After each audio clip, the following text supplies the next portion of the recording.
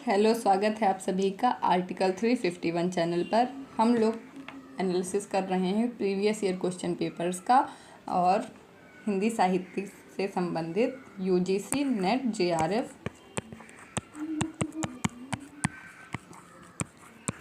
के दिसंबर 2019 का question paper हम लोग सॉल्व कर रहे हैं। मेरा पेन ही मर जाता है, मैं क्या करूँ। दिसंबर 2019 का क्वेश्चन पेपर हम लोग सॉल्व कर रहे हैं। पार्ट 1 हो चुका है, जिसमें 40 क्वेश्चन तक हम लोगों ने सॉल्व कर लिए थे। आज है पार्ट 2 और आज कंप्लीट करने की कोशिश करेंगे कि ये एनालिसिस कंप्लीट हो जाए। तो वीडियो शुरू करते हैं। चैनल को सब्सक्राइब कीजिए, अपने दोस्तों के साथ शेयर कर दियो और शुरू करो पढ़ाई। 41 नंबर क्वेश्चन है, राम तुम मानव हो ईश्वर नहीं हो क्या, विश्व में रमे हुए नहीं सभी कहीं हो क्या, तब मैं निरीश्वर हूँ ईश्वर क्षमा करे, तुम न रमो तो मन तुम में रमा करे। आधुनिक दृष्टिकोण से प्रेरित मैथिली शरण गुप्त ने राम के विषय में यह काव्योक्ति किस काव्य ग्रंथ में लिखी है। तो मैथिली शरण गुप्त की ये काव्य पंक्तियाँ हैं और किस ग्रंथ से हैं, पंचवटी, साकेत, नहुस या विष्णुप्रिया। तो साकेत रामचरितमानस की तरीके का महाकाव्य है और इसी की है। साकेत का अच्छा प्रकाशन वर्ष कितना है, 1931। फिर पूछ रहा है कालक्रम में लगाना है। ये पाश्चात्य साहित्य काव्य शास्त्र की जो से संबंधित रचनाएं हैं और इनको क्या है, कालक्रम की दृष्टि से लगाना है। Aesthetic, Biographia Literaria, the sacred would और पोएटिक्स। तो इन सब के जो लेखक हैं वो अलग अलग हैं, तो अगर लेखक पता होगा तो हम लोग लगा सकते हैं, सन ना भी याद हो तो। जैसे कि पोएटिक्स के रचनाकार हैं अरस्तु। तो अरस्तु ही सबसे पहले आ जाएंगे, बी ऑप्शन सही हो जाएगा। इसके अलावा देख लेते हैं, इसकी एक ट्रिक है पाल, डीवीडी, ही विकापिका,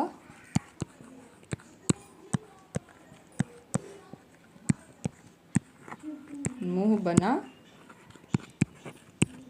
इलियट का।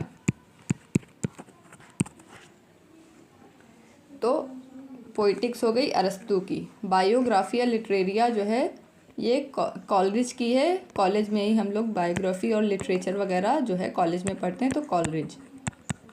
एस्थेटिक जो है बेनेडिक्ट क्रोचे की है और सेक्रेड वुड जो है वो इलियट की है। तो इलियट सबसे आखिरी में है, तो सेक्रेड वुड आखिरी में हो गई और अरस्तु की पोइटिक्स सबसे पहले हो गई। फिर देखिए तो पहले प्लेटो, अरस्तु और लोंजाइनस, तो अरस्तु आ गए सबसे नंबर 1 पे। फिर डीवीडी यानी कि ही विकापिका, वी से हैं विलियम वर्ड्सवर्थ, उनके बाद कॉलरिज, तो कॉलरिज भी आ गए सेकंड नंबर पे। फिर मुंह बना, तो बेनेडिक्ट क्रोचे यहाँ पे हैं, बेनेडिक्ट क्रोचे, फिर इलियट। इस तरीके से इसको मैं साफ साफ बना के पोस्ट कर दूँगी, उससे आप लोग पढ़ लीजिएगा। तो सबसे पहले हो जाएंगे अरस्तु की पोइटिक्स, फिर कॉलरिज की बायोग्राफिया लिटरेरिया, फिर बेनेडिक्ट क्रोचे की एस्थेटिक, द सेक्रेड वुड। तो अगर एक भी आती है तो ये टिक लगाई जा सकती थी। तो 43 नंबर क्वेश्चन है, प्रकाशन काल के अनुसार निम्नलिखित कहानियों का सही क्रम बताना है। परिंदे, ईदगाह, आकाशदीप, उसने कहा था। सबसे पहले देखिए, उसने कहा था है चंद्रधर शर्मा गुलेरी की, आकाशदीप जयशंकर प्रसाद की, ईदगाह प्रेमचंद की, परिंदे निर्मल वर्मा की। उसने कहा था ही को बहुत सारे जो हैं विद्वान वो मानते हैं कि हिंदी की पहली मौलिक कहानी है, तो सबसे पहले यही आ जाएगी, बी ऑप्शन। इसका भी ऐसे देख के टिक कर सकते हैं। तो इसका सही समय है 1915 प्रकाशन वर्ष। आकाशदीप का है 1928। ईदगाह कहानी 1933 में आई थी और परिंदे 1960 की है।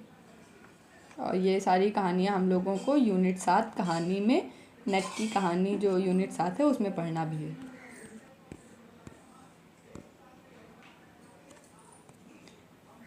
44 नंबर क्वेश्चन देखते हैं, श्रद्धा और इड़ा से संबंधित मुक्तिबोध ने के सही कथन कौन से हैं? ईड़ा का व्यक्तित्व सामाजिक सार्वजनिक महत्व से विन्यस्त है। श्रद्धा के पास कोई भी सार्वजनिक जीवन नहीं है। ईड़ा बुद्धिवाद का प्रतीक है। श्रद्धा में आत्मबद्ध भावुकता का अभाव है। तो मुक्तिबोध ने लिखा है कामायनी एक पुनर्विचार, और उसमें ये कथन है कि देखो जो ईड़ा है वो बुद्धिवाद नहीं बुद्धि का प्रतीक है, तो 3 गलत। और श्रद्धा में आत्मबद्ध भावुकता का भाव है, ये गलत। तो जो सही हो जाएगा 1 और 2, बी ऑप्शन इसमें सही हो जाएगा। फिर नेक्स्ट क्वेश्चन देखते हैं।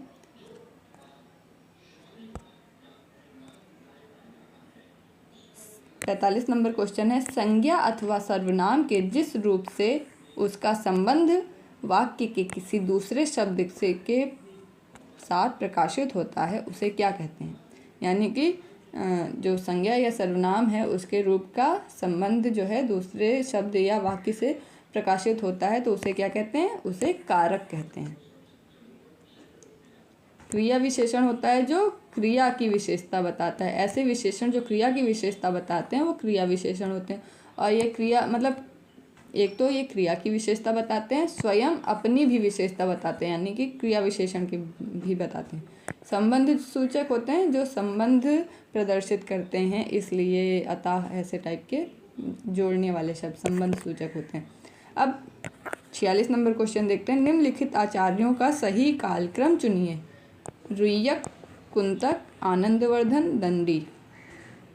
तो इसको हम लोग याद कर सकते हैं, एक ट्रिक है। भर, भाम, दउवा, रुआ,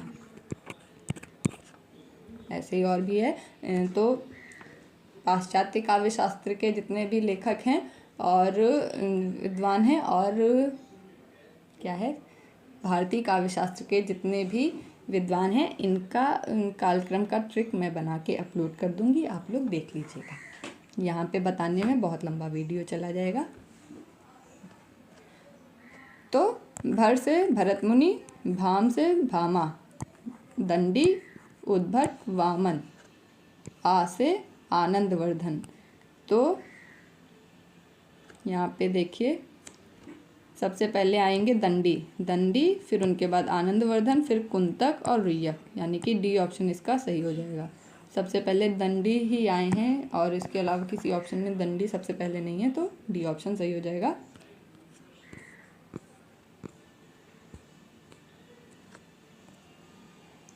फिर 54 नंबर क्वेश्चन है, सुमेलित करना है विचारधाराएं हैं उनको उनके लेखकों से सुमेलित करना है। इसमें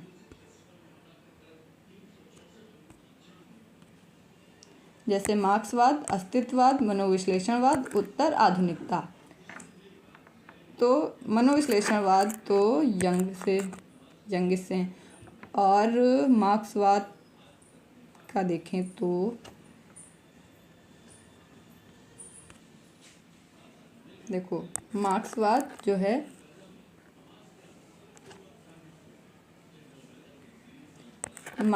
है एंगल्स, अस्तित्ववाद से जुड़े हैं कॉफा, मनोविश्लेषणवाद से तो यंग है और उत्तर आधुनिकता से हैं रोला बार्थ। कॉलरिज का तो है स्वच्छंदतावाद। तो जिसमें 5 है वो तो कट जाएगा क्योंकि 5 हो ही नहीं सकता।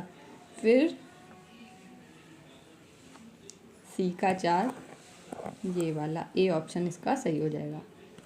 अच्छा एक गड़बड़ हो गई, पीछे के क्वेश्चन कुछ छूट गए हैं, ये वाले पेज के, इसको देख लेते हैं पहले।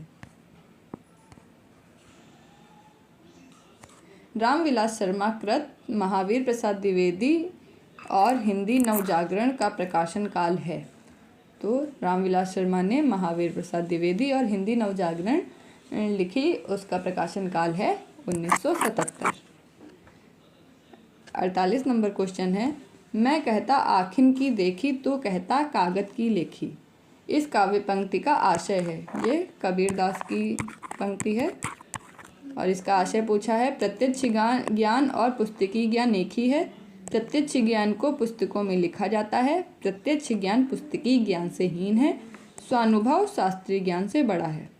तो जो एक्सपीरियंस होता है और बुकिश नॉलेज होती है, उसमें बुकिश नॉलेज से ज़्यादा एक्सपीरियंस बोलता है ना, तो ये तो ऑप्शन नहीं हो जाएंगे। जो अनुभव होता है वो शास्त्रीय ज्ञान से बड़ा है, डी नंबर जो है वो सही होगा।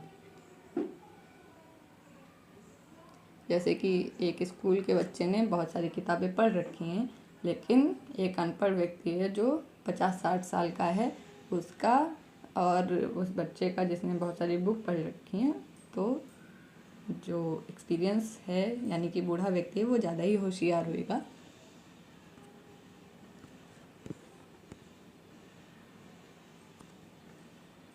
फिर 49 नंबर क्वेश्चन है, निम्नलिखित उपन्यासों का ऐतिहासिक सांस्कृतिक उपन्यास नहीं, मतलब कौन सा उपन्यास जो है ऐतिहासिक और सांस्कृतिक पृष्ठभूमि पर नहीं है। बाणभट्टी की आत्मकथा, पुनर्नवा, टेढ़े मेढ़े रास्ते, वैशाली की नगरवधू। तो देखा जाए तो बाणभट्टी की आत्मकथा जो है वो तो नाम ही है, बाणभट्ट पुराने ज़माने में थे। वैशाली की नगरवधू भी, वैशाली एक पुराने ज़माने में थी स्त्री, उनकी कहानी है। पुनर्नवा में समुद्रगुप्त की कहानी, तो टेढ़े मेढ़े रास्ते बचा यही हो जाएगा। फिर 50 नंबर क्वेश्चन है, आत्मकथा और उनके लेखकों को मिलाना है। हादसे, मुड़ मुड़ कर देखता हूँ, शिकंजे का दर्द, जूठन। जूठन तो याद होनी चाहिए, दलित आत्मकथा है और ओम प्रकाश वाल्मीकि की है। तो डी का 2, सी ऑप्शन एक बार में ही लगा सकते हैं, बाकी का देख लेते हैं। जैसे कि हादसे जो है रमणिका गुप्ता की है, मुड़ मुड़ कर देखता हूँ ये राजेंद्र यादव की हो जाएगी, और शिकंजे का दर्द जो है सुशीला टकभौरे की है। उर्वशी पर लिखी गई किसकी समीक्षा से विवाद उत्पन्न हो गया, ये पूछा गया है। 51 नंबर क्वेश्चन है कि किसने उर्वशी पे समीक्षा की थी और उस पर बहुत विवाद हो गया था, तो ये है आंसर हो जाएगा भगवत शरण उपाध्याय, इनको याद भी करना पड़ेगा। जमीन पक रही है किसका काव्य संग्रह है, जमीन पक रही है। अब देखो मतलब इतना बदतमीज एग्जामिनर, उसने केदारनाथ अग्रवाल और केदारनाथ सिंह दोनों दे दिए कंफ्यूज करने के लिए। तो जमीन पक रही है जो है ये केदारनाथ सिंह का है। विनोद,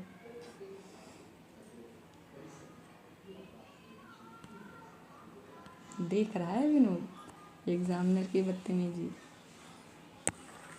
53, निम्नलिखित में से हिंदी के यात्रा वृत्तांत हैं। याद हो कि ना हो, अरे यायावर रहेगा याद, आखिरी चट्टान तक, जिनकी याद हमेशा रहेगी। तो यात्रा वृत्तांत होते हैं मतलब कि कहीं पे यात्रा करने गए थे उसका जो वर्णन करते हैं वो होते हैं यात्रा वृत्तांत। तो अरे यायावर याद रहेगा और आखिरी चट्टान तक, ये हैं यात्रा वृत्तांत। और याद इसमें आया है तो ये संस्मरण हो सकते हैं, यानी कि पुरानी चीज़ों को याद करके लिखा जाता है, वो होता है संस्मरण। अरे यायावर रहेगा याद ये अज्ञे की है, और आखिरी चट्टान तक मोहन राकेश की रचना है। याद हो कि ना हो ये काशीनाथ सिंह की रचना है, और जिनकी याद हमेशा आती है ये अमृत राय की रचना है। अमृत राय जो हैं ये प्रेमचंद्र के पुत्र हैं, कहानी सम्राट प्रेमचंद के पुत्र। अब 54 नंबर क्वेश्चन हम लोगों ने देख ही लिया था। 55 नंबर देखते हैं, अंधेर नगरी नाटक का अंतिम दृश्य है। तो शमशान होता है क्योंकि वहीं पे फांसी लगाने के लिए ले जाते हैं और राजा फांसी लगवा लेता है अपने ऊपर, तो अंधेर नगरी नाटक का अंतिम दृश्य शमशान हो जाएगा। और इसके लेखक हैं भारतेंदु हरिश्चंद्र। 51, इस मेले का मुख्य उद्देश्य है कि व्यापार की वृद्धि हो। यह किस प्रकार का वाक्य है, इसमें की आ गया है यानी कि 2 वाक्यों को जोड़ा गया है, तो ये है संयुक्त वाक्य।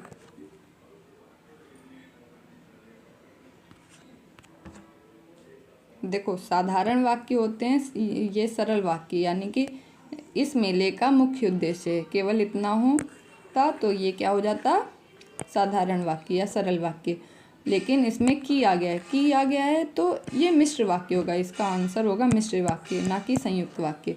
और जब और, इसलिए, क्योंकि, अथवा, तथा ऐसे शब्द आते हैं तब वहाँ पे संयुक्त वाक्य होता है। ये इस मेले का मुख्य उद्देश्य है कि व्यापार की वृद्धि हो। ये मिश्र वाक्य हो गया।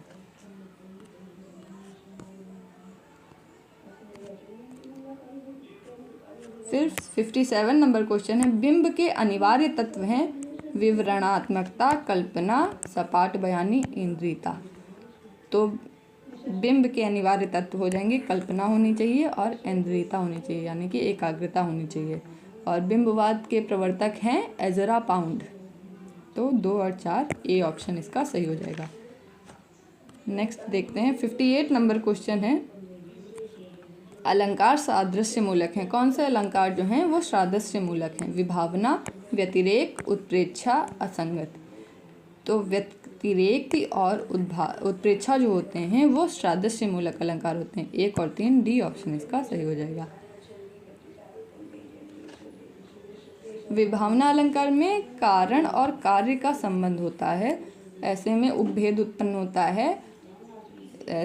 उसमें क्या होता है, व्यतिरेक होता है जहाँ पे कार्य कारण संबंध दिखाया जाता है। और असंगति में क्या होता है, वैषम्य विरोध मूलक उपभेद इसमें आते हैं असंगति अलंकार में।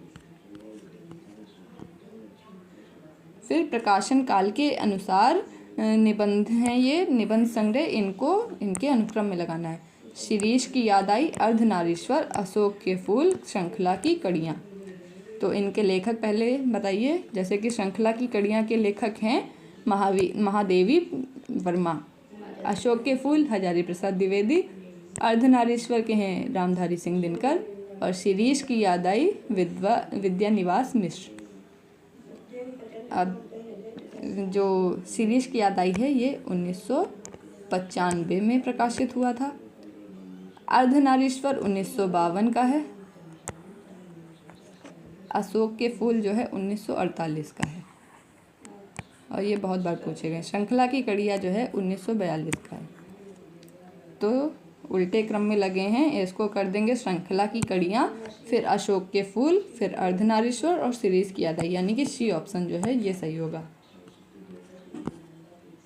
फिर नेक्स्ट क्वेश्चन है, किस विद्वान ने बुद्ध देव के बाद भारत का सबसे बड़ा लोकनायक तुलसी थे ये कहा है?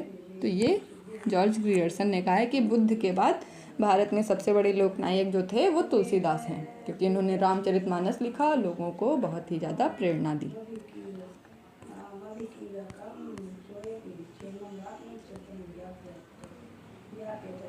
अब देखते हैं, मिथकी कविताओं को उनके कवियों से सुमेलित करना है। प्रेमथ्यु गाथा, जय भारत, आत्मजयी, संशय की एक रात। संशय की एक रात ये किसकी रचना है? हम लोगों ने पढ़ी है, नरेश मेहता की है संशय की एक रात। और आत्मजयी के रचनाकार हैं, पहले मिला लेते हैं, संशय की एक रात जो है वो नरेश मेहता की है। प्रमथ्यु गाथा जो है वो धर्मवीर भारती की है। जय भारत मैथिली शरण गुप्त की है। और आत्मजयी जो है वो आत्मजयी है कुंवर नारायण की। तो ए का 2, ए ऑप्शन में ही है, यही सही हो जाएगा। कवि कर्म और काव्य भाषा किस आलोचक की समीक्षा कृति है? कवि कर्म और काव्य भाषा, मलयज, रामस्वरूप चतुर्वेदी, परमानंद श्रीवास्तव, प्रभाकर श्रोत्रिय। तो परमानंद श्रीवास्तव की है कवि कर्म और काव्य भाषा। आवारा मसीहा किस साहित्यकार की औपन्यासिक जीवनी है? तो आवारा मसीहा के लेखक कौन है पहले तो ये बताइए कमेंट में। और इसके जो मतलब ये जीवनी है शरद चंद्र चट्टोपाध्याय की। ये बांग्ला साहित्यकार थे बहुत अच्छे, और इन्हीं की ये जीवनी एक तरीके से है आवारा मसीहा, और इसके लेखक आप लोग बताएंगे।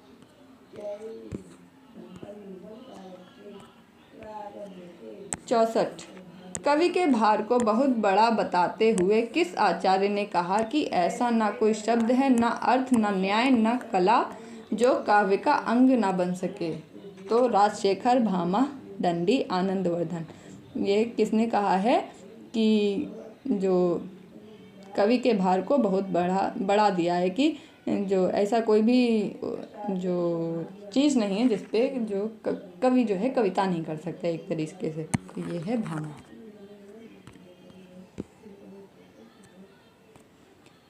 अब कवियों का रीतिकालीन ये कवि हैं, इनका अनुक्रम बताना है 65 में। केशव, बिहारी, भूषण, सेनापति। केशव थे 1555 में इनका जन्म हुआ है, और इनके लड़के हैं बिहारी। बिहारी का जन्म हुआ 1603। लड़के नहीं है वैसे। भूषण जो हैं वो 1603 के हैं, तो भूषण है 1603 में, इनका 1613 में इनका जन्म हुआ है। और सेनापति का जन्म हुआ था 1589 में।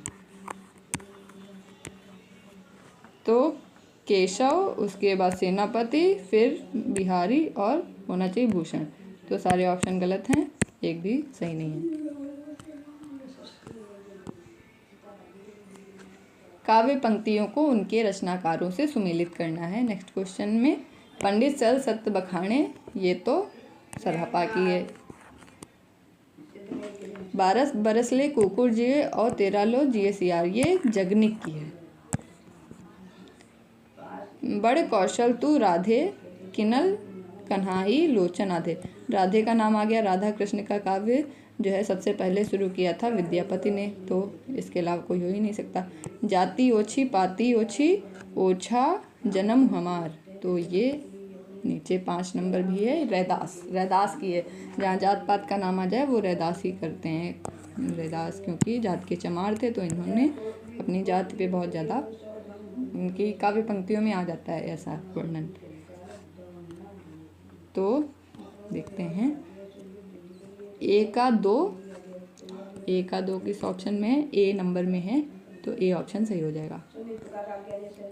फिर नेक्स्ट क्वेश्चन देखते हैं। रचनाकारों को उनकी काव्य पंक्तियों से सुमेलित करना है फिर से।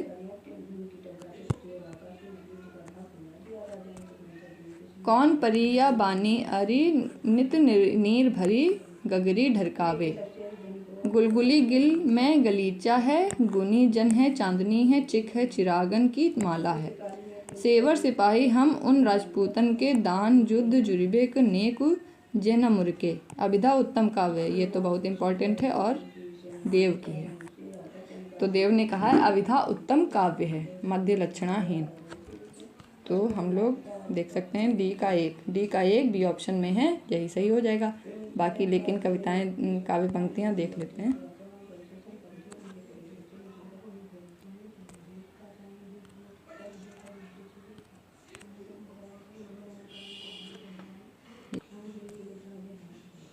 देखो, कौन परिया बानी अरी, नित नीर भरी गगरी ढरकावे, ये प्रताप शाही की है, यानी कि ए का 4। गुलगुली गिल में गलीचा है, गुनी जन है चांदनी है, चिक है चिरांगन की माला है, ये हो जाएगी पद्माकर की। सेवर सिपाही हम उन राजपूतन के, ये ठाकुर की है। और अभिधा उत्तम काव्य है, मध्य लक्षणाहीन, डी का हो जाएगा 1। फोर्ट विलियम कॉलेज के हिंदुस्तानी के प्रथम प्रोफेसर कौन थे? 68 नंबर क्वेश्चन है, तो इसके हो जाएंगे गिलक्राइस्ट थे, जो हिंदुस्तानी के प्रथम प्रोफेसर थे, गिलक्रिस्ट या गिलक्राइस्ट। फिर 69 नंबर क्वेश्चन है,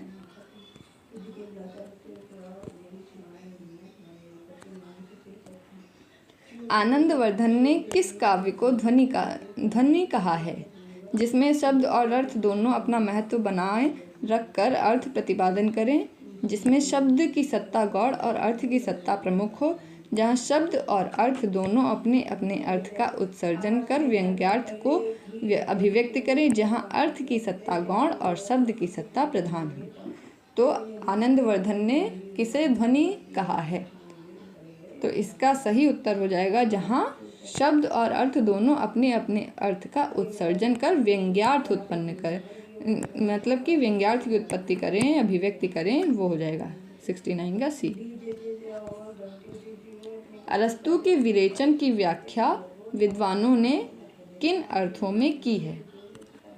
धर्मपरक, राजनीतिपरक, कलापरक, अर्थपरक। तो अरस्तु के विरेचन, जो अरस्तु का विरेचनवाद है, उसकी व्याख्या की गई है एक तो धर्मपरक और कल्पनापरक रूप में 1 और 3 हो जाएगा। ए ऑप्शन इसका सही। अच्छी हिंदी बस एक ही व्यक्ति लिखता था। अच्छी हिंदी बस एक ही व्यक्ति लिखता था, यह कथन किस आलोचक ने किसके बारे में कहा है? 71 नंबर क्वेश्चन। हजारी प्रसाद ने द्विवेदी ने निराला के लिए कहा है। महावीर प्रसाद द्विवेदी ने माल मुकुंद गुप्त के बारे में कहा है। रामचंद्र शुक्ल ने जयशंकर प्रसाद के बारे में कहा है। नंद दुलारे वाजपेयी ने महावीर प्रसाद द्विवेदी के बारे में कहा है।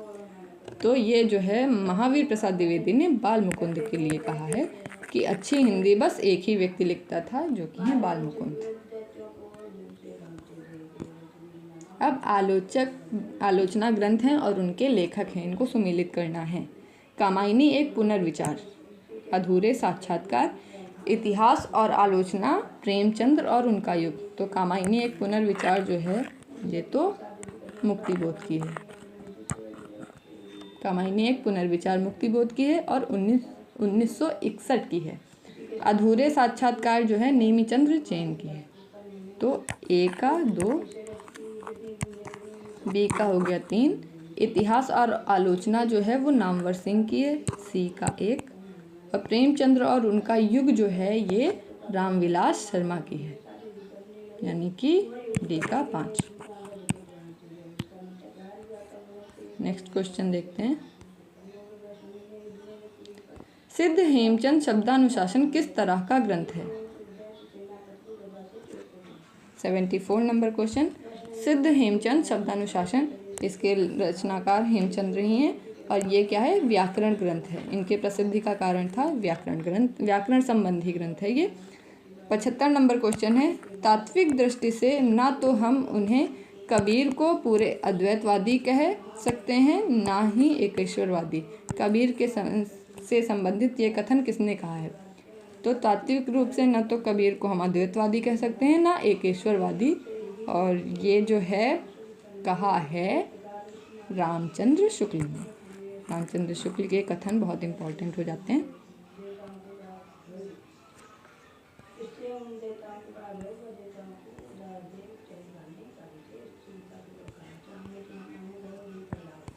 क्वेश्चन छूट गया बीच में, एक क्वेश्चन छूट गया बीच में, इसको भी कर लेते हैं। 73 नंबर क्वेश्चन है। इसमें रचनाकारों को मिलाना है। वीरों का कैसा वसंत, आ रही हिमालय से पुकार। तो ये सुभद्रा कुमारी चौहान का है। कैदी और कोकिला, कैदी और कोकिला जो है माखनलाल चतुर्वेदी का है। जवानी भी है माखनलाल चतुर्वेदी की रचना। और हिमाद्रि तुंग श्रृंग से, तो ये हिमाद्रि तुंग श्रृंग से है जयशंकर प्रसाद की रचना। फिर नेक्स्ट देखते हैं। भरत मुनि द्वारा सात्विक भावों का कौन सा समूह जो है सही है? भरत मुनि ने मतलब सात्विक भाव होते हैं एक तरीके के, और उनमें कौन कौन से आते हैं ये बताना है। स्वेद रति व्यपुत वैवर्ण प्रलय, स्तंभ रोमांच निर्वेद स्वरभंग व्रीणा। वैपथु वैवर्ण अश्रु रोमांच स्तंभ, व्रीणा वैपथु वैवर्ण स्वेद असूया। असूया भाव, असूया तो नहीं हो सकता है, इसका हो जाएगा सी ऑप्शन। इसको याद कर लीजिए। वैपथु वैवर्ण अश्रु रोमांच और स्तंभ अपनी तरह का नया क्वेश्चन है। 77 नंबर क्वेश्चन है। मैंने भावना में एक भावना का वर्णन किया है। मेरे लिए वह संबंध और संबंधों से बड़ा है। मैं वास्तव में अपनी भावना से प्रेम करती हूँ जो पवित्र है, कोमल है, अनश्वर है। ये संवाद किस पात्र का है? पहली बात तो ये आषाढ़ के एक दिन से है, जो कि मोहन राकेश ने लिखा है। तो आषाढ़ का एक दिन नाटक है, मोहन राकेश ने लिखा है। और ये कहता कौन है? तो मल्लिका जो है अपनी मम्मी से कहती हैं, यानी कि अंबिका से कहती हैं। तो सी ऑप्शन इसका सही हो जाएगा। न खास हिंदी न खास उर्दू, जबान गोया मिली जुली हो। उपयुक्त कथन किसका है? शिव प्रसाद सितारे हिंद का, भारतेंदु हरिश्चंद्र का, राजा लक्ष्मण सिंह का, या जॉर्ज ग्रेडसन का? न खास हिंदी न खास उर्दू, जबान गोया मिली जुली हो। तो ये है शिव प्रसाद सितारे हिंद की काव्य पंक्तियाँ। कौन सी बोली पश्चिमी हिंदी में नहीं है? तो पश्चिमी हिंदी की बोली नहीं है पूछा गया है। कन्नौजी तो है, देखिए, ब्रजभाषा भी है, बुंदेली भी है, मगही नहीं है। मगही तो बिहारी हिंदी के अंतर्गत आती है। मगही, मैथिली, भोजपुरी बिहारी हिंदी के अंतर्गत आती हैं। पश्चिमी हिंदी में कौन कौन सी आती हैं? ब्रज, कन्नौजी, बुंदेली तो ऑप्शन में ही है। और एक आती है खड़ी बोली, खड़ी बोली, और एक आती है हरियाणवी। हरियाणवी का ही दूसरा नाम है बांगरू। अच्छा, पूर्वी हिंदी में कौन कौन सी आती हैं? पूर्वी हिंदी में 3 भाषाएं आती हैं, अवधी, वघेली और छत्तीसगढ़ी। पूर्वी में हो गई अवधी, वघेली, छत्तीसगढ़ी। बिहारी में हो गई मैथिली, भोजपुरी, मगही। और पश्चिमी जो कि क्वेश्चन में है, कन्नौजी, ब्रजभाषा, खड़ी बोली, बुंदेली, कन्नौजी। बस। नेक्स्ट क्वेश्चन देखते हैं। 80 नंबर क्वेश्चन है, जयशंकर प्रसाद द्वारा रचित काव्य है। तितली, उर्वशी, चंपू, इरावती, झरना। तो लहर, झरना, आंसू तो ये इनके हैं ही।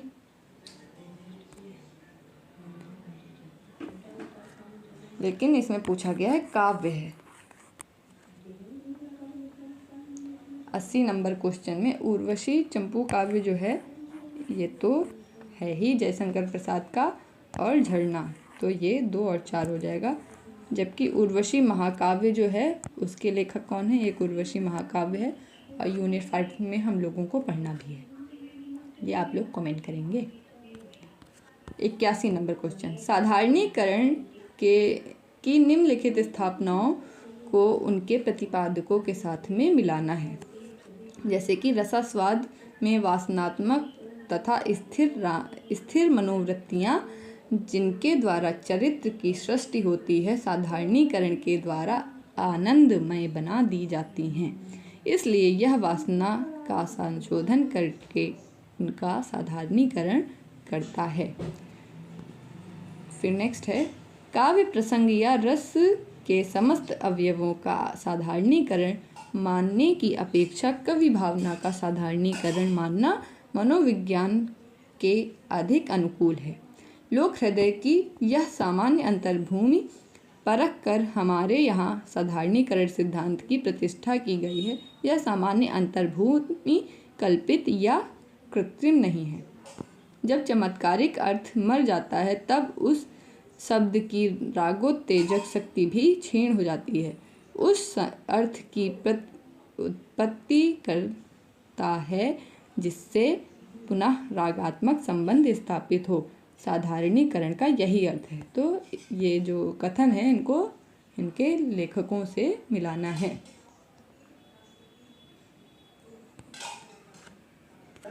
इतना दूर दूर लिखा है। तो रसास्वाद में वासनात्मक तथा स्थिर मनोवृत्तियाँ जिनके द्वारा चरित्र की सृष्टि होती है, साधारणीकरण द्वारा आनंदमय बना दी जाती हैं। ये जो है जयशंकर प्रसाद का है कथन। तो 1 का 3। फिर काव्य प्रसंग या रस के समस्त अवयवों का साधारणीकरण मानने की अपेक्षा कवि भावना का साधारणीकरण मानना मनोविज्ञान के अधिक अनुकूल है। ये रसवादी जो हैं वो नगेंद्र, जहाँ रस की बात आ जाए वहाँ नगेंद्र लगाए जा सकते हैं। तो B का 4। लोक हृदय की यह सामान्य, जब लोक हृदय आ गया है तो रामचंद्र शुक्ल होंगे। C का 1। और नेक्स्ट, जब चमत्कारिक अर्थ मर जाता है तब उस शब्द की रागोत्तेजक शक्ति भी क्षीण हो जाती है। ये अज्ञेय का है। तो 3, 4, 1, 2 ए ऑप्शन इसका सही हो जाएगा। फिर नेक्स्ट देखते हैं, बहुत बड़ा था, इतना फैला फैला के लिखा है। भीष्म साहनीकृत तमस उपन्यास की कथा किन मुख्य विषयों पर केंद्रित है? विभाजन की त्रासदी, सामाजिक विषमता, स्त्री विमर्श, सांप्रदायिक विद्वेष। तो 82 नंबर क्वेश्चन है। भीष्म साहनी का जो तमस है ये 1973 की रचना है और इसमें क्या है, विभाजन की त्रासदी तो है ही, और क्या है, सांप्रदायिक विद्वेष है। यानी कि 1 और 4 ए ऑप्शन इसका सही हो जाएगा।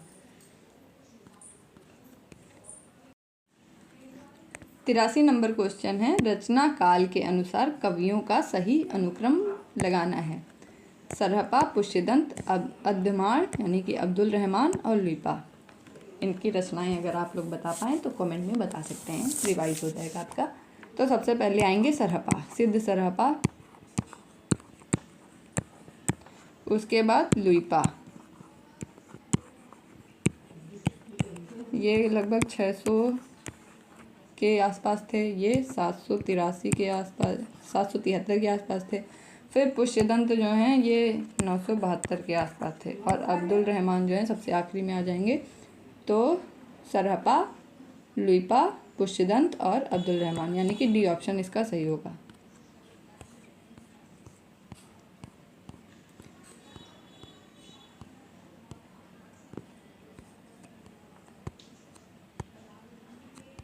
फिर नेक्स्ट क्वेश्चन देखते हैं।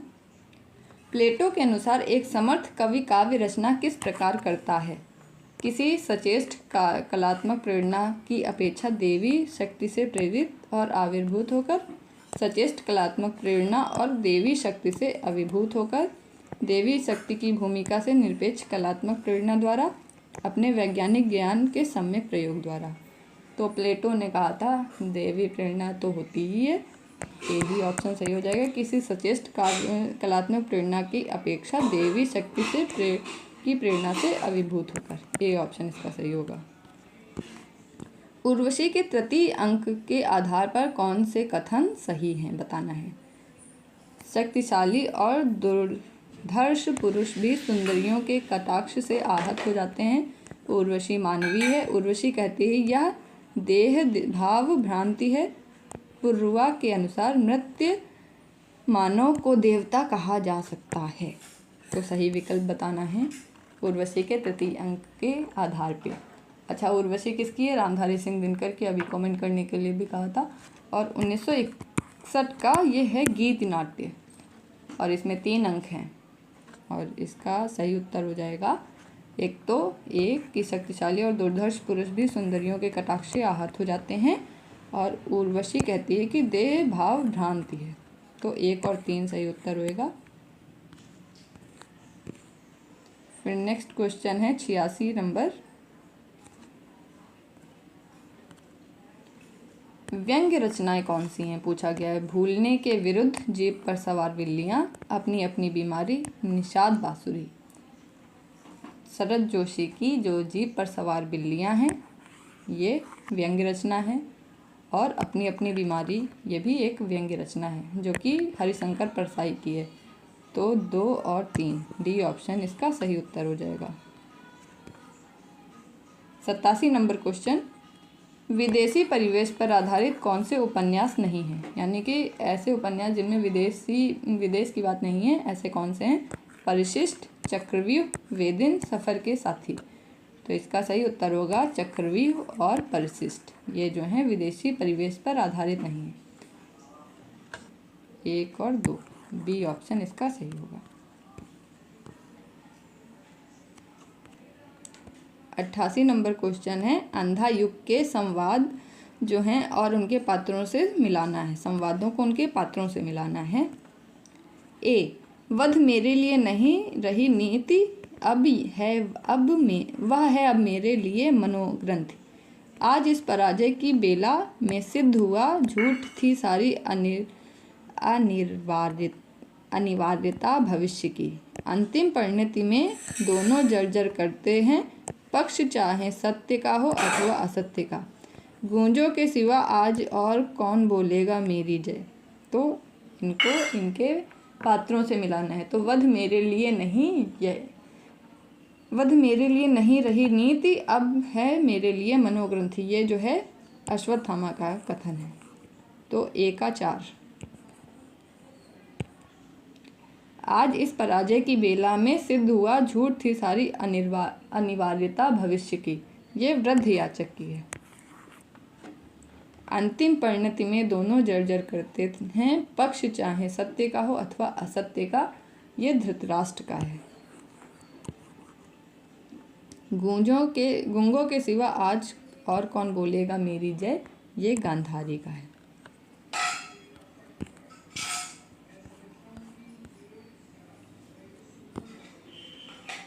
अस्मितामूलक विमर्श को किस साहित्यिक पत्रिका ने सर्वाधिक संवर्धित किया?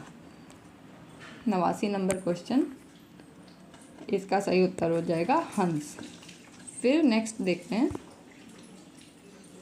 कीने हूँ कोरिक जतन अब कढ़ी काढ़े कौन, भोमन मोहन रूप मिली पानी में को लौन। तो ये जो है पूछा गया है, इसमें इस दोहे के संबंध में क्या सही है ये पूछा गया है। इसमें नायिका का कृष्ण के प्रति अनन्य प्रेम व्यंजित है। नायिका के मन रूपी सरोवर में कृष्ण का लावण्य पानी में नमक की तरह घुल गया है। कृष्ण की रूपाशक्ति में नायिका अपने मन को अलग करना चाहती है। कोरिक का अर्थ है कचोटना। तो इसमें सही पूछा है कि क्या होगा। तो दोहा है कि कीने हूँ कोरिक जतन अब कढ़ी काढ़े कौन, भोमन मोहन रूप मिल पानी में को लोन। तो ये बिहारी का दोहा है और इसमें क्या है, नायिका का कृष्ण के प्रति अनन्य प्रेम व्यंजित है। देखो एक तरीके से, और प्रेम ऐसे मिल गया जैसे कि पानी में लोन यानी कि नमक मिल जाता है। तो नायिका ने मन रूपी सरोवर में कृष्ण का लावण्य पानी की तरीके जैसे पानी में नमक घुल जाता है वैसे घुल गया है। 1 और 2 दोनों सही हो जाएंगे, यानी कि 1 और 2 डी ऑप्शन इसका सही होगा। इसके बाद आर्टिकल हैं यानी कि कॉम्प्रिहेंशन, अपठित जो गद्य होते हैं वो एक तरीके से, इनके क्वेश्चन आंसर आप लोग खुद से पढ़ के करेंगे। तो इतने क्वेश्चन हम लोग रखेंगे, 90 क्वेश्चन हो गए। और ये था दिसंबर 2019 का क्वेश्चन पेपर नेट का। तो आई होप आपको समझ आया होगा और आपके लिए हेल्पफुल रहेगा। Thank you very much for watching this video. और जो भी कमेंट करने को कहा है कमेंट कीजिए, अपने दोस्तों के साथ शेयर कीजिए। Bye bye.